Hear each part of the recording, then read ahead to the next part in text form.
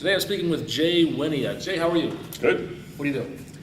I'm an independent software developer in Minneapolis. You do a lot of web development, right? Mostly web. And a lot of Mostly, back-end data processing stuff to support web applications for... Oh, I got soup to nuts, front to back? Yeah, but it tends to surface in web apps as opposed to surfacing in desktop client. Okay, and you're a fan of ASP.NET MVC. I have been using it in client projects since, I think, CTP 4 or 3, right around there. That's about the time it's stabilized, the API kind of stabilized Exactly, right yep. there. Although there were quite a few changes after that that had to be Not refactored like in. before. No, not like before, but there still was some gaps. But one of the big changes is the ability to swap out the view engines. So Yep. we went from, I guess it's kind of strange, the default view engine is actually called the Web Forms view engine. Right, which was just re-leveraging the ASPX sort of, when we talk about the code behind in regular web forms, the part that it's behind is the ASPX, and that part got brought over to MVC for presentation purposes. And that's kind of nice. It's a point of familiarity for developers that are transitioning, like myself. Yep. But you can't swap that out. And in fact, a fellow named Louis Desjardins. Louis Desjardins, yeah. I'm always saying his name wrong, but who's now with Microsoft, developed a Spark view engine, which you've been using. I've been using pretty heavily. I have not used that. Tell me about it. Well, just to put it in context, the idea of what a view engine does, I frequently, it's sort of a little bit of a forced metaphor, but I talk about the way a restaurant works. And the model part of it, the MVC, is the back end of the kitchen, the supplying of ingredients, the processing of them into edible food that doesn't give you food poisoning, all that good stuff. But the point at which the steak is cooked to the doneness level that you want, but it's still in the pan, it's not ready for the customer to put on their plate. The controller is the waiter who goes and gets this stuff from the kitchen and brings it out. And on the plate, and this is where it gets a little bit forced because waiters don't frequently actually do this, but the garnish, the arrangement of the food on the plate, that sort of stuff is about the presentation. And so if you sort of think of these view engines as they are only about the stuff that happens after the data processing has all come together, a bunch of food has been assembled and said, bring this out to table 21, but make it look nice. And so that's sort of what we're talking about, is that it's all been brought together, and all you can do, or all you should be doing, is rearranging things on the plate, stacking them, adjusting them, moving the plates around. That sort of kind of logic is what happens in a view engine. If the waiter was to decide to, mid-plating, go run to the grocery store and buy some fruit to put on the plate in addition, it'd be sort of an inappropriate use of the kitchen sequence. So the view engine describes separation of concerns. Exactly. The view engine presentation doesn't really know anything about how the model is generated. Right, but presentation engines do have to have the idea of variables, because I want to be able to put the currently logged in user's name up in the top with, you are logged in as, that sort of a thing. You're going to want to be able to, let's say you're talking about a conference system, you want to be able to loop through the list of conferences, the list of sessions.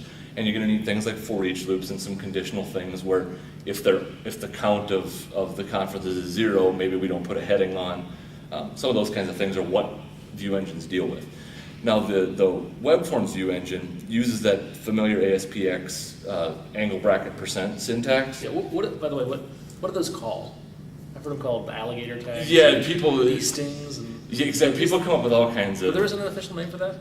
Not that I know. If anybody's of. watching, send an email to us. Yeah. I want to know if there's an official name for those things. The only thing that there's more names for are pastries. Regional variations there are ridiculous. But so you end up with, whenever you want to echo out a variable in the ASPX, you're typing HTML, and then you switch over to the angle bracket %, and then you have code. That's server-side code running inside of those angle brackets. Exactly. And there's a few shortcuts. Angle bracket % equal, sort of gives you an output of a variable directly instead of having to do a print kind of statement. Sure. The colon does an HTML. Exactly. And the thing is that what a lot of people have a reaction to that, because you start putting things like if-thens and for eaches in, that one, it starts to look like I've seen a lot of people have this visceral reaction. Oh my God, we're going back to spaghetti code classic ASP. It does look a lot like classic ASP. And that's the thing, is it looks like it. The big difference is that, again, the kind of logic we're doing is more about rearranging the food on the plate, not going back to the grocery store and making a connection string. Yeah, we're not putting a business logic in our presentation. Exactly. We're not, just deciding what to display. calling out the databases. Although technically, in many cases, it's still possible to do that, and that's why you've got to actually deliberately keep that separate. Yep. But that syntax is fairly noisy. And what Louis Desjardins did was, I think it was on a blog post that Phil Hack put up. Where was the MVC team? That was on the MVC, exactly, at Microsoft, sort of talking about view engines, and Louis sort of threw out, well, what if you were starting from scratch and it was your job to write just the views? What syntax would you want? What would make writing those HTML presentation layer pieces really easy, regardless of how things got there? So, if your job is the waiter to get this out, how could we arrange things so that you can do your job really, really efficiently? And one of the things that people have found really compelling when I've shown them is he attached a for each to any element. Right. So instead of there being an element, and there still is one, that would be like a tag that's a for each, and then inside that you put all the stuff that you want to loop. Mm-hmm. You can actually take the attribute for each and attach it to a div or a li, Okay. and then put an expression in there. So it would be like li for each, and then var, whatever the private variable is going to be, Okay. and then the collection name that you're going to iterate over. Okay. And then that element will be repeated once for each element in the. So the server-side logic just becomes part of the HTML. It blends right into the HTML, and you can do things. I was also showing the guys last night. You can specify 2 different classes or 4 different classes based on some Boolean comparisons. So you can say for each, but for the CSS class, I would like for the first one to use this, the last one to use this other, and then every third one to use something different. Okay, this would be for either like a header rows, Header rows, footer rows. maybe alternating rows. Exactly, or being able to put nice thick borders on the top and the bottom of the entire thing that you're looping on, all those kinds of things that we've all run into as you build these things. Those are really hard to do in CSS unless you're using JavaScript. Exactly. To apply like alternating styles. I always found really challenging until I discovered jQuery. Right, and so what it really, Spark really excels at is being HTML plus. So it's HTML plus data, being able to be sprinkled in and put wherever it needs to be, instead of it being about server-side code that's wrapped in HTML. It ends up being blended right into the HTML. So the HTML tags have a defined set of attributes that are available to them through the Yep. view engine. And maybe some of those you mentioned for each. What else? For each, conditionals, so ifs If, all right. are available. Like I said, the classes can use expressions as opposed to being hard-coded Okay. CSS class names. Then the other really powerful end of it splits more from there being right on the tags to there being a few tags that he does put in there for partial views and master views. Okay. So you can specify in a master view that this slot has a name, and that's fairly similar to the ASPX engine. That you sort of define a slot that has a name that you can populate from your child views into it. But that can continue all the way down to components where you can take an object that's in your view data and pass it, say, I would like to use this other little snippet kind of view, and I'm going to give it a piece of the model. So I'm just going to give it the current user. So you could have a partial view that is that little menu at the top that says you are logged in as, you have 3 messages, you have 5 items in your cart. That little piece can be a partial. And again, Web Forms has that. Right. But you can pass it an object, and instead of it being just the object called model, you can say, I would like to use the little user menu here, and I'm going to give it an object that I'm going to call user, and it is going to come from my model that I have in the parent view, model, and then it's actually hanging 3 or 4 properties down. So model current cart dot current user. Okay. We could pass that to this child element and name it. How is that passed? Is that an attribute? It's passed as an attribute, an HTML attribute, and that's even when you're doing things like that, which are very programmatic. Right. They're done with HTML or XML style tags with attributes, and inside the attributes is where you tend to put your code expressions. Okay. What about the simpler situation when I just want to have, I have a model, let's say a customer, that's, Mhm. the page inherits from, was it MVC.pageview?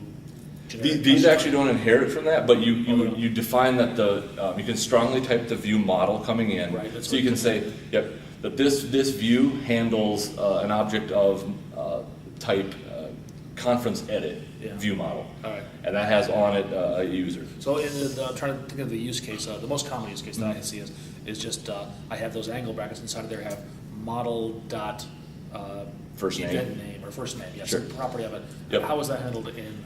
It's actually handled a real nice concise syntax, which is $brace, and then model dot property name, Okay.